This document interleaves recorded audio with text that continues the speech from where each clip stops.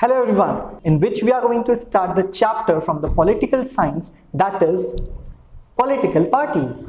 It is going to be very interesting chapter for you all because somehow we all have been interacted with certain terms that is called political parties. ये national party है, ये regional party है, इस तरीके के काफ़ी terms हैं जिनके साथ हम लोग बहुत ज़्यादा familiar हैं. हम आए दिन news में इन सब चीज़ों के बारे में सुनते रहते हैं. And as you all know that the elections are near, so अब आपका बहुत ज़्यादा introduction जो होगा वो इन parties के साथ में होगा या आपको बहुत ज़्यादा इन्हें सुनने को मिलेगा. So बिना किसी देर के let's start today's chapter that is of political parties. सबसे पहला जो क्वेश्चन इस चैप्टर में आप लोग पढ़ेंगे that will be that why do we need a political party? हमें किसी पॉलिटिकल पार्टी की जरूरत क्यों होती है ना? अब उसके लिए सबसे पहले ये समझना जरूरी है कि पॉलिटिकल पार्टी क्या होती है. So a political party is a group of people who come together to contest an election and hold power in government.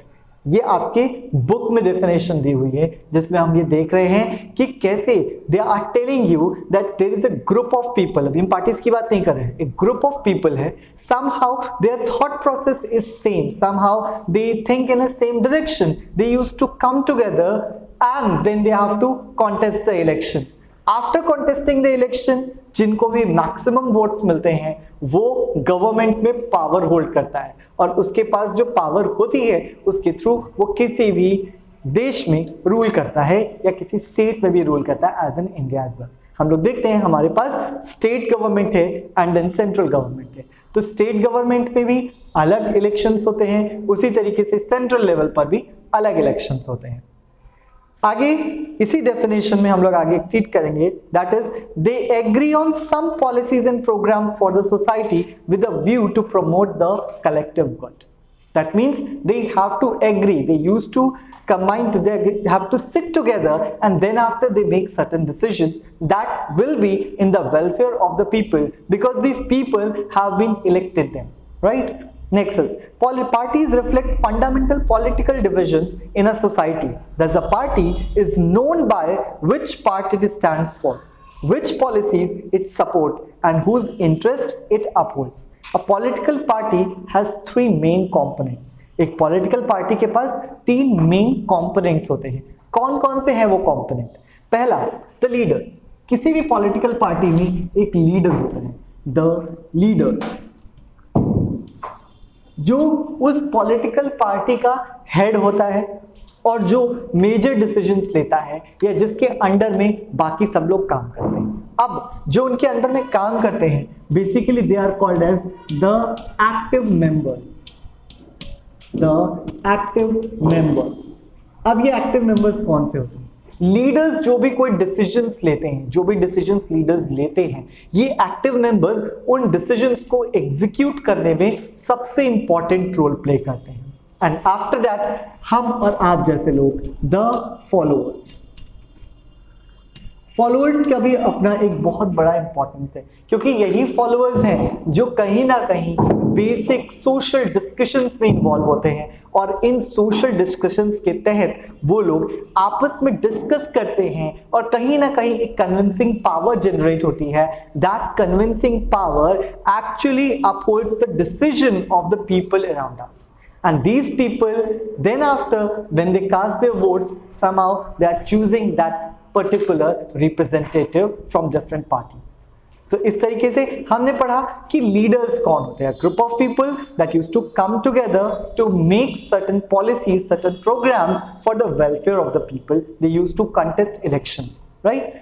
Now the second चीज हमने पढ़ी उसके कंपोनेंट्स कौन कौन से होते हैं. So we have seen they are the leaders जो पूरी की पूरी पार्टी को लीड करते हैं.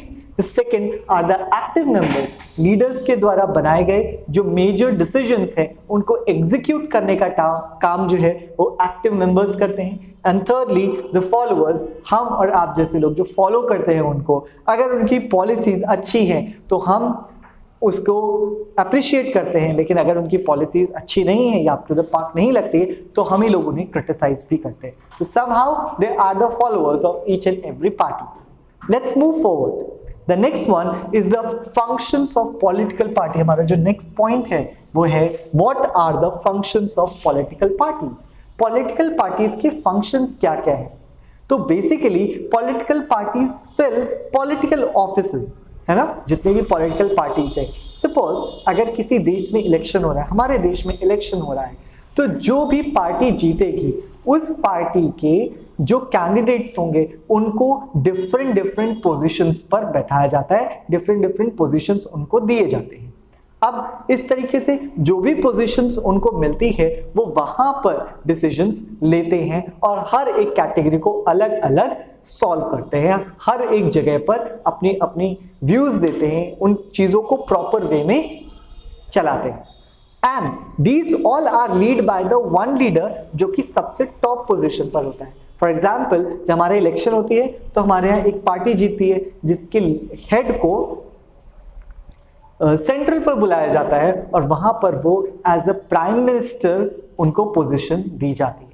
एंड आफ्टर दैट उस पार्टी के जो दूसरे मेंबर्स होते हैं, जो एक्टिव मेंबर्स होते हैं, उन्हें पूरी की पूरी मिनिस्ट्री में डिफरेंट डिफरेंट पोजीशंस दी जाती है। That is parties do so by performing a series of functions mentioned below. कौन कौन से? सबसे पहले these parties used to contest elections. जैसे हमारे पास कई सारी पार्टीज है, ए बी सी डी, इन सब में एक लीडर होगा, एक लीडर होगा इन सब के पास, और उनके नीचे होंगे एक्टिव मेंबर्स एंड देन उनके पास होंगे बहुत सारे फॉलोअर्स। इस तरीके से ये फॉलोअर्स उस पार्टी के लीडर को या उस पार्टी को बहुत ज्यादा प्रमोट करते हैं during the time of elections. तो हम लोग ये कह सकते हैं कि different parties used to come together to contest election between them. अब इनमें से जिस भी पार्टी को मैक्सिमम वोट मिलेगा वो पार्टी गवर्नमेंट फॉर्म करती है या उसके पास पावर्स आ जाती है। Next, parties put forward different policies and programmes and the voters choose from them. अब ये पार्टी लोगों को कन्विंस करने के लिए क्या करती है? ये अपने बहुत सारी पॉलिसीज जो होती हैं वो उनके सामने रखती है। Suppose this party is saying that they will work for the poors. ये पार्टी कह रही है that they will work for the youth, they will give them employment. ये पार्टी कह रही है that we will come, if we will come into the power, we will look forward for the women welfare. इसी तरीके से हर एक party अपना एक एजेंडा जो कि कई सारे डायरेक्शंस में हो सकता है, ऐसे एजेंडाज वो लेकर के सामने आती है और लोगों को कन्विंस करने की कोशिश करती है, और इसमें हेल्प करते हैं उनके active leaders and followers. Followers का यहाँ पर बहुत ज्यादा रोल है। क्यों? क्योंकि फॉलोअर्स पूरे के पूरे देश में स्प्रेड होते हैं और जहां पर भी वो होते हैं कहीं ना कहीं वो आपस में लोगों को एक ओरल कम्युनिकेशन के थ्रू ये बताते हैं कि आखिर वो इस पार्टी को क्यों फॉलो कर रहे हैं, और इस तरीके से कहीं ना कहीं लोग इन्फ्लुएंस होते हैं और वो अपनी पार्टी चूज कर लेते हैं कि उन्हें कमिंग इलेक्शंस में किसको वोट देना है। Third one, the parties play a decisive role in making laws for a country. जब भी कोई पार्टी इलेक्शन जीत जाती है वो उस देश के लिए डिफरेंट अपने देश के लिए या अपने स्टेट के लिए वो डिफरेंट पॉलिसीज बनाती है। क्यों बनाती है? क्योंकि ये लॉज जो वो बनाएगी वो लोगों के ऊपर अप्लाई करेगी, और लोग अगर उन लॉज के थ्रू फॉलो करेंगे तो बहुत ही पीस और बहुत ही अच्छा माहौल बना रहेगा, किसी भी तरीके का कन्फ्लिक्ट जो है वो देखने को नहीं मिलेगा। इसीलिए एक पॉलिटिकल पार्टी, एक अच्छी पॉलिटिकल पार्टी बहुत जरूरी है किसी भी डेमोक्रेटिक कंट्री में रूल करने के लिए। Next is parties form and run government. Parties, as I told you, जो भी पार्टी जीतती है वो सेंट्रल पर जाकर के गवर्नमेंट बनाती है या स्टेट में अपनी गवर्नमेंट बनाती है, स्टैब्लिश करती है। Those parties that lose in the elections play the role of opposition to the parties in power by voicing different views and criticizing the government for its failures or wrong policies. अब आप लोग ये सोच रहे होंगे कि जो party जीत गई उसके तो बहुत ही अच्छा हो गया, लेकिन क्या जो पार्टी हार गई उनका कोई रोल नहीं है? बट ऐसा नहीं है। The party that has won the election is called as the ruling party. These are the words that you use to listen in your daily life, like ruling parties, they are called as ruling parties, and the losing parties जो lose कर गई है party, these are called as opposition. इन्हें हम लोग opposition कहते हैं। अब ये ऑपोजिशन पार्टीज का क्या रोल होता है? बेसिकली जो रूलिंग पार्टीज हैं वो हमारे लिए लॉज बना रही है, वो हमारे लिए रूल्स बना रही है, अलग अलग पॉलिसीज ला रही है। लेकिन वहीं अगर हम ऑपोजिशन पार्टी को देखें तो वो इनके कामों के लिए इनको क्रिटिसाइज करेगी, अच्छे कामों के लिए भी, या वो ये कह सकते हैं उनके बनाए हुए जितने भी लॉज हैं उनमें अगर कोई फ्लॉज हैं, कोई एरर्स हैं, तो वो उनको मैग्नीफाई करके सामने लाएगी, जिसकी वजह से एक प्रेशर क्रिएट होता है रूलिंग पार्टी के ऊपर कि वो किसी भी लॉ को लॉन्च करने से पहले उसके सारे एरर्स को फ्री कर दे, या ऐसा कोई लॉ ना लॉन्च करे जिसकी वजह से देश के लोगों में आपस में ही किसी भी तरीके का कॉन्फ्लिक्ट क्रिएट हो जाए। So that is the thing that has been done by the opposition party. So it is very much important, और यहाँ पर opposition party के ऊपर एक क्वेश्चन पूछा जा सकता है। So you have to know that what is ruling party and what is opposition party, what is the role of opposition party. Next is the parties shape public opinion. Exactly. Parties जो है वो public की opinion को show करती है, public shape देती है public की ओपिनियन को। किस तरीके की opinion? That whatever they have created, whatever the laws they have created, अगर वो लोगों के भले के लिए है तो डेफिनेटली जो पार्टीज होंगी, जो पार्टीज हैं उनको बहुत ज्यादा अप्रिसिएशन मिलेगा, जिससे लोगों का उनकी पार्टी के ऊपर विश्वास बढ़ जाएगा और अगले आने वाले इलेक्शंस में वो दोबारा से उनको वोट दे करके पावर में ला सकती हैं। Next is the parties provide people access to government machinery and welfare schemes implemented by governments. यहाँ पे जो पार्टीज हैं, अब हमारी पार्टीज में जो हमारे लीडर्स हैं उन्होंने कुछ ऐसी चीजें हैं, कुछ ऐसी अच्छी चीजें हैं, पॉलिसीज हैं जो उन्होंने लोगों के वेलफेयर के लिए लॉन्च किया। फॉर एग्जाम्पल, जब भी किसी नेचुरल क्राइसिस की वजह से वहां पर किसी भी जगह पर फूड की और वाटर की, इन सब की कमी हो जाती है, तो ऐसी कंडीशंस पे जो गवर्नमेंट है वो वहां तक राशन और फूड एंड वाटर ये सब कुछ वहां तक पहुंचाती है ना। तो ये सारी चीजें वो पब्लिक के लिए है। तो लीडर ने तो ये अनाउंस कर दिया that they are going to help the people with the food and water, but वहां तक लोगों को पहुंचाने का जो काम होता है वो सारे के सारी इस पार्टी के बाकी के मेंबर्स करते हैं। तो यहाँ पे जो पार्टी के एक्टिव मेंबर्स एंड फॉलोअर्स हैं वो उस चीज को एग्जीक्यूट कर रहे हैं। इस वजह से लोगों तक, जो आम लोग हैं, जो बहुत ही गरीब लोग हैं या बहुत लोअर लेवल पर लोग आते हैं, बिल्कुल गाँव में और कस्बों में जो दूर दूर रहते हैं, लेबर्स जो हमारी क्लासेस हैं, ये सब लोगों को गवर्नमेंट के द्वारा बनाई गई जो स्कीम्स है उनका फायदा वो कैसे उठा सकते हैं, that is only possible by the help of the parties and the followers of the party, by the active members of the parties. चलिए नेक्स्ट चलते हैं हमारे अगले टॉपिक की तरफ, उसका नाम है the necessity of political parties. Political parties की नेसेसिटी क्या है? We need political parties because they perform all the functions which are mentioned above. जो मैंने अबव डिस्कस किए हैं वो सारे के सारे फंक्शंस जो है वो एक पॉलिटिकल पार्टी परफॉर्म करती है। Apart from this, political parties help in representing different views on various issues to the government. साथ ही साथ पॉलिटिकल पार्टी हमें हेल्प करती है कि हम डिफरेंट व्यूज जो हैं उनके इश्यूज को हम गवर्नमेंट के सामने ला सकें। They bring various representatives together so that a responsible government could be perform. Simple as that. जब एक पार्टी, हम लोग बहुत सारी पार्टीज देखते हैं, वो पार्टीज में सबसे बेस्ट मेंबर को ऊपर लेकर के आती है या सबसे बेस्ट मेंबर को उसका लीडर बनाती है। क्यों? क्योंकि जब लोगों का विश्वास बन जाएगा उस लीडर के ऊपर तो डेफिनेटली वो उसको चूज करेंगे इलेक्शंस में। So they give lots of choices to us. They work as a mechanism to support और restrain the government, make policies, justify और oppose them. Political parties fulfill the needs that every representative government has. जो हर representative government जो है उसके पास होती है, political parties उन सारी नीड्स को फुलफिल करती है, जितनी भी नीड्स उन तक आती है।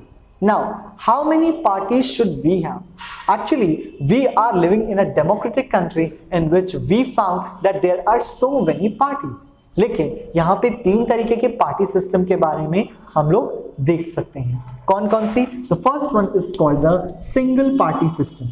Single party system. The second is dual party system.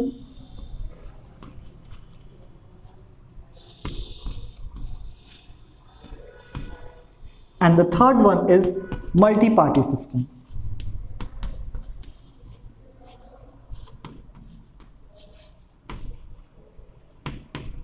So here we are having different type of party system in which countries जहां पर केवल एक सिंगल पार्टी है, countries जहां पर केवल दो पार्टी, या इंडिया जैसी कंट्री जहां पर कई सारी पार्टीज प्रेजेंट हैं. Now, in a democracy, any group of citizens is free to form a political party. More than 750 parties are registered with the Election Commission of India. But not all these parties are serious contenders in the election. So the question is how many major or effective parties are good for a country? In some countries, only one party is allowed to control and run the government. As I told you, that is called a single party system. In this party system, कोई एक ही party पूरे के पूरे country के ऊपर राज करती है या वहां पर गवर्नमेंट को रन करती है. For example, United states of America. So this party, as I told you, the one party system, that is where there is one party. And America, जहां पर हम लोग देखते हैं there are two party system. Such kind of countries are coming into the category of dual party system. Single party system में हमारा जो example है वो है China. China is having only one party. That's why it comes into the category of single party system. Dual party system, that is USA. USA में हमारे पास दो party हैं, यहाँ पर dual party system लागू होता है. Next one, that is the multi-party system. The best example is India. In several parties compete for power and more than two parties have a reasonable chance of coming to the power either on their own strength or in the alliance with other. It is called multi-party system, for example, India. When several parties in a multi-party system join hands to purpose contesting elections and winning power, such is called alliance or a front. ये एक बहुत ही important point है क्योंकि यहां से question जरूर पूछा जाता है that what is alliance or coalition government. In this system, when we talk about the alliance, we will see that there is more than one party, A, B, C, D, E, and F. इसको बहुत ध्यान से देखिएगा. These are the different parties that is found in our country. ये अलग अलग parties हैं. Now they all are contesting elections. अब इलेक्शंस कंटेस्ट करने पर किसी भी पार्टी को मेजॉरिटी में वोट्स नहीं मिले, राइट? हम अगर कहें कि अगर ये 5 पार्टीज हैं और इन पांचों पार्टीज को 20% वोट मिलेंगे तो ये तो टाई हो जाएगा उनके बीच में. किसी को भी 50% वोट नहीं मिला. अगर किसी को 51% वोट मिल जाता है तो वो गवर्नमेंट फॉर्म कर सकती है. तो ऐसी कंडीशन में क्या हो सकता है that they can combine to form a government.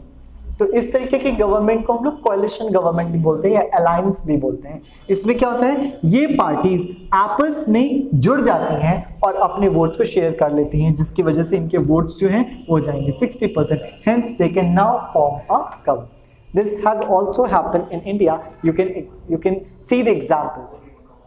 Now the national parties. अब हम बात करने जा रहे हैं कौन कौन सी तरीके की पार्टीज हैं हमारी कंट्री के अंदर. First one is the national parties.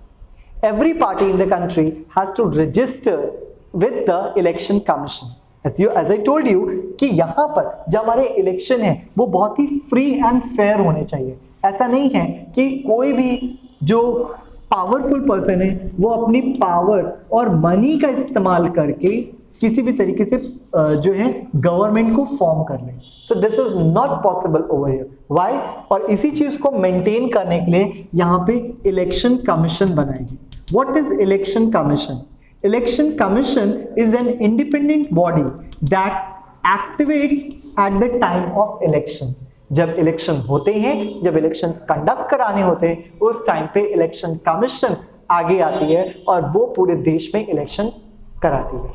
इसमें ना तो रूलिंग पार्टी का कोई इफेक्ट चलता है और ना ही ऑपोजिशन पार्टीज के ऊपर कोई भी इफेक्ट डाल सकती है. That is why called that it is an independent body. They are not answerable to the government that is ruling upon the country. तो किसी भी पार्टी को क्या करना होता है, every party in the country has to register with the election commission. It offers some special facilities for large and established parties. जिस भी किसी पार्टी ने अपने आप को बहुत अच्छे से इस्टेब्लिश कर लिया है, वो उनको कुछ स्पेशल चीजें प्रोवाइड कराती है। For example, the election commission has let down detailed criteria of the proportion of votes and seats that a party must get in order to be a recognised party. उन्होंने कुछ चीजें बताई हुई है, एक क्राइटेरिया बताया, एक क्वालिफिकेशन बताई है, जिसकी वजह से ये बताया जा सकता है कि कोई भी पार्टी जो है वो एक रिकॉग्नाइज्ड पार्टी कैसे बन सकती है। The first one, a party that secures at least 6% of the total votes in an election of the legislative assembly of a state and wins at least 2 seats and recognized as a state party। जिस भी party के पास minimum 6% total votes हो किसी भी legislative assembly में, या फिर उसके पास एटलीस्ट 2 सीट्स हो किसी भी रिकॉग्नाइज्ड स्टेट पार्टी को बनाने के लिए।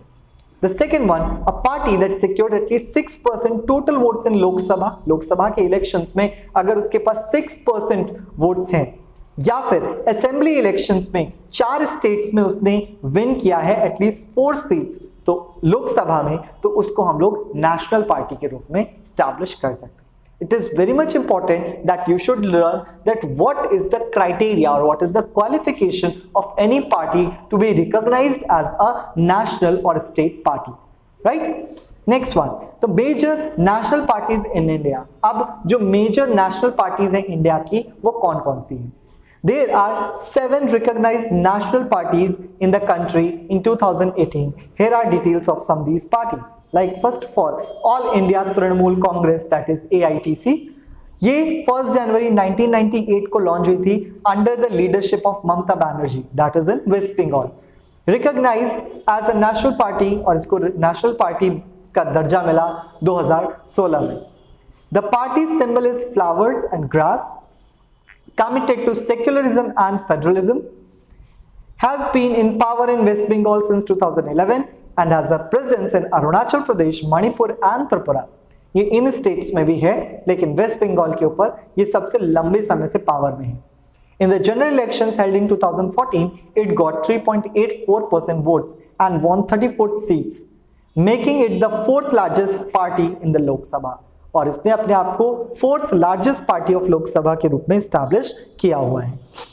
यहां पर जो हमारी स्टैब्लिश्ड पार्टी बन जाती है, जो रिकॉग्नाइज्ड पार्टी बन जाती हैं, इलेक्शन कमीशन के द्वारा इन सभी पार्टीज को एक सिंबल अलॉट कर दिया जाता है जो हमेशा के लिए इनका सिंबल बन जाता है। फॉर एग्जाम्पल, अगर आपने कांग्रेस का देखा हो तो उन्होंने आपने देखा होगा कि वो लोग पंजे के निशान को एक सिंबल बना करके रखते हैं। Same as it is BJP, उन्होंने कमल के फूल को अपना सिंबल बनाया हुआ है। इसी तरीके से जो भी रिकॉग्नाइज्ड पार्टी हो जाती है, इलेक्शन कमीशन उसको एक परमानेंट सिंबल दे देता है। चलते हैं आगे, that is Bahujan Samaj party BSP, जो कि 1984 में फॉर्म हुई थी under the leadership of Kashiram.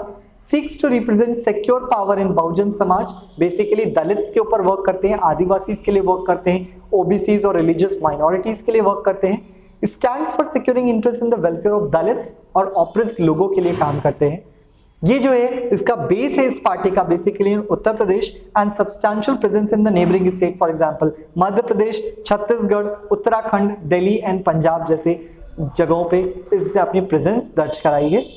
Formed government in UP several times by taking the support of different parties at different times। हर बार अलग अलग पार्टीज का सपोर्ट लेकर के उसने कई बार यहाँ पे गवर्नमेंट फॉर्म करी है।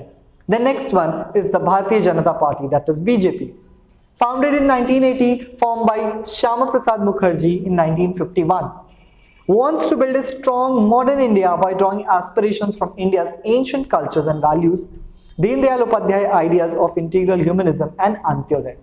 तो उन्होंने यहाँ पर एक स्ट्रॉन्ग नेशन बिल्ड करने की बात कही है, जिसमें वो एंशिएंट कल्चर, हमारे पौराणिक कल्चर्स को लेकर के आगे बढ़ने की बात करते हैं। That is their basic agenda. Cultural nationalism और Hindutva is an important element in its conception of Indian nationhood and politics. Hindutva जो है वो इनका सबसे मेन एजेंडा है।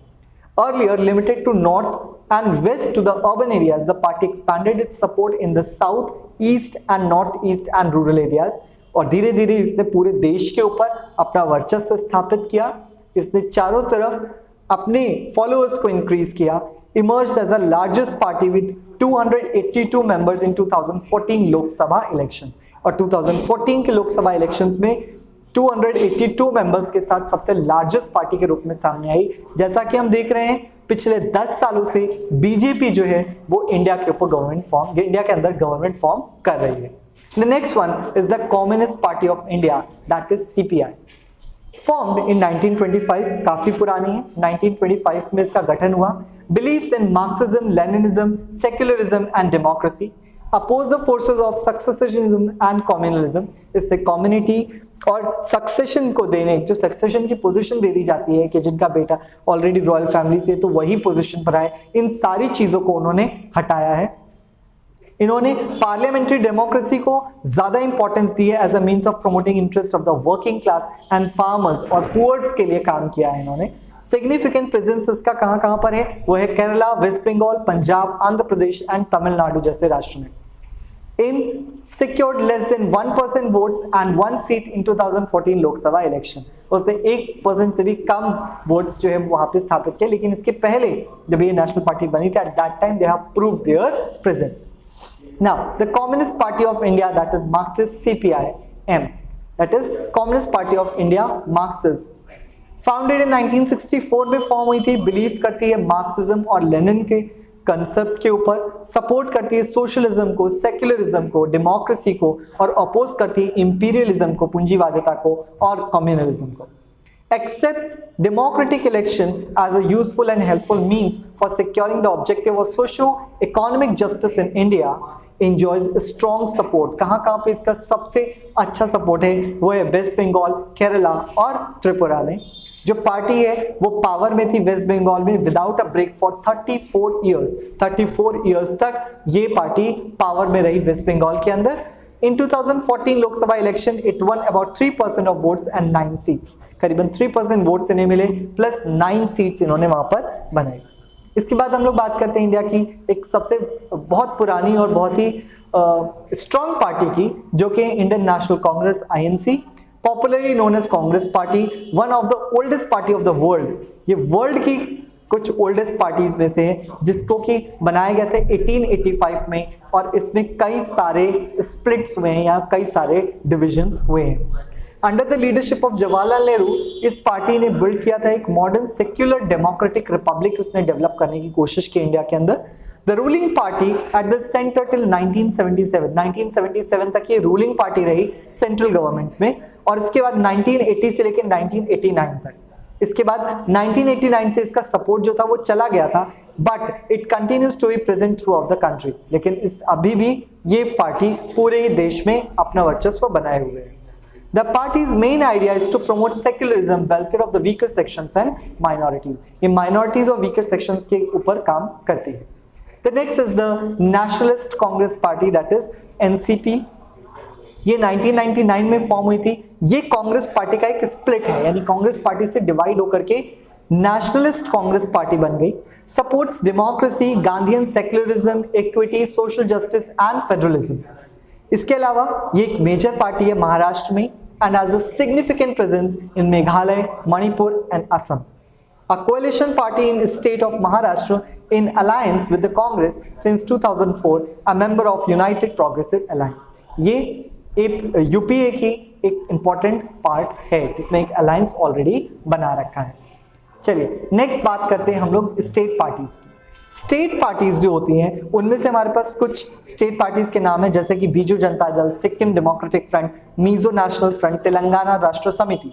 हम देख सकते हैं कि Election commission has classified the major parties, the state parties, they refer to the regional parties. इनको हम लोग रीजनल पार्टीज भी बोल सकते हैं। क्यों? क्योंकि ये पर्टिकुलर रीजन्स तक ही सीमित है। Okay, the next is what are the challenges to the political parties. क्या चैलेंजेस हमें फेस करने पड़ते हैं being into a political party. एक पॉलिटिकल पार्टी होने के बाद उन्हें कौन कौन से चैलेंजेस देश के अंदर फेस करने पड़ते हैं उनके बारे में हम लोग यहाँ पे पढ़ेंगे। The popular dissatisfaction and criticism have focused on major 4 problems working of political parties, कौन कौन सी मेजर 4 प्रॉब्लम्स है। ये एक बहुत ही इंपॉर्टेंट क्वेश्चन है, लॉन्ग क्वेश्चन में ये पूछा जा सकता है लेकिन शॉर्ट में भी आता है। तो इस तरीके से ये दोनों ही क्वेश्चंस, ये क्वेश्चन दोनों ही सेक्शंस में हमसे पूछे जा सकते हैं। That's why we have to focus upon this question.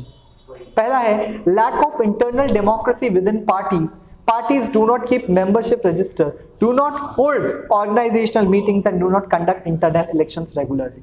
यानी कि पार्टीज के अंदर एक इंटरनल डेमोक्रेसी होनी चाहिए। इंटरनल डेमोक्रेसी का मतलब है कि अगर हम सब उस पार्टी के मेंबर हैं तो कहीं ना कहीं हमारी बातों को, हमारे आइडियाज को भी एग्जीक्यूट किया, एटलीस्ट सुना जाना चाहिए।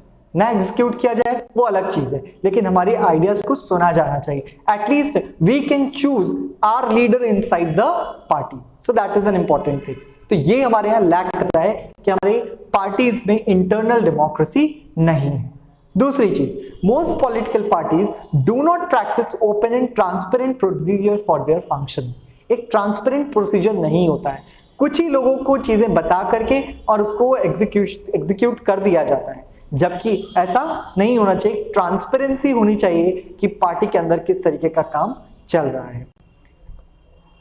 The next one, that is, so there are very few ways on an ordinary worker to rise to the top of the party। तो किसी भी पार्टी के अंदर अगर एक ऑर्डिनरी फॉलोअर है तो उसका ऊपर उठ करके आने का जो चांस है वो बहुत रिड्यूस हो जाता है, क्योंकि ऑलरेडी जो ऊपर है वो किसी और को नीचे आगे बढ़ने नहीं देते। सो that is also one of the biggest problem. The third problem, हमने 4 प्रॉब्लम्स की बात करी थी, जो हमारी थर्ड प्रॉब्लम है वो है the third challenge is about growing role of money and muscle power. That means कि पार्टी के अंदर से टिकट्स दिए जाते हैं when they are conducting an election, और ये टिकट्स उनको दे दिया जाता है those who are somehow strong with the money or they are very powerful, they are having the muscle power। that means उन्होंने बहुत ज्यादा क्रिमिनल एक्टिविटीज में इन्वॉल्व होकर के अपने ऊपर कह सकते हैं कि एक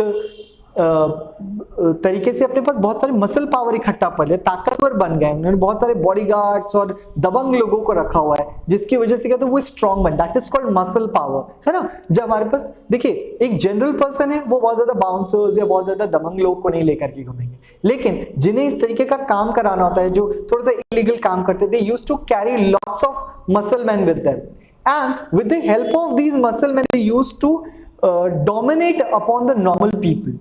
ऐसे लोग जो होते हैं, somehow people started getting scared of him, and hence the parties are giving ticket to these people। So these people are already powerful, so that they can earn votes either by forcing people or either by any other kind of thing, like by giving money, because they're also money, they are also having money that they have to distribute to the people and they can earn votes from them। So इस तरीके से money और muscle power वाले लोगों को क्या दे दिया जाता है, इलेक्शंस के टाइम पर उन्हें टिकट्स दे दी जाती है। That is also not good. जो कि क्रिमिनल बैकग्राउंड रखते हैं, ऐसे लोगों को टिकट दे दी जाती है। That is also not good in Indian politics. People do not find parties to be a meaningful choice for their vote। Sometimes people cannot even elect very different leaders either, because the same set of leaders keeping shifting from one party to another। कई बार क्या होता है कि हम लोग अब किसी दूसरी पार्टी से अगर किसी को चूज करना चाहते हैं तो हमारे पास वहां पे कोई दूसरी चॉइस होनी चाहिए। कई बार क्या होता है, जो लोग हम लोग जिन लोगों को हम इधर इस पार्टी में देख लेते हैं, कई बार हमें दिखाई देते हैं कि वही लोग किसी दूसरी पार्टी का भी फेस बन करके सामने आ गए। तो इस तरीके से एक ही सेट के लोग एक पार्टी से दूसरे पार्टी शिफ्ट होते रहेंगे, तो जो इलेक्शन में जो पार्टिसिपेट करने वाले लोग हैं, जो आकर के वोट देते हैं, they don't get very big range of variety of people so that they can choose any other people. तो ये था। अब इसके अलावा क्या रिफॉर्म्स हो सकते हैं, और साथ ही साथ एक बार हम लोग फिर से क्वालिफिकेशन के बारे में अपने नेक्स्ट लेक्चर में जरूर पढ़ेंगे, जिसमें हम आपको थोड़ी सी डिटेल्ड स्टडी कराएंगे कि किस तरीके से लोकसभा इलेक्शंस कंडक्ट किए जाते हैं, राज्यसभा इलेक्शंस कंडक्ट किए जाते हैं, किस तरीके से कोएलिशन पार्टीज बनती हैं, और इनमें क्या क्या रिफॉर्म्स लाया जा सकता है, ताकि हमारी जो डेमोक्रेसी है that is standing upon this political freedom, उसको हम लोग और ज्यादा स्ट्रॉन्ग कैसे बना सकते हैं। So see you in our next lecture. Hope that this will be very meaningful for you all, and please don't forget to drop your questions in the comment box. Thank you so much. See you soon.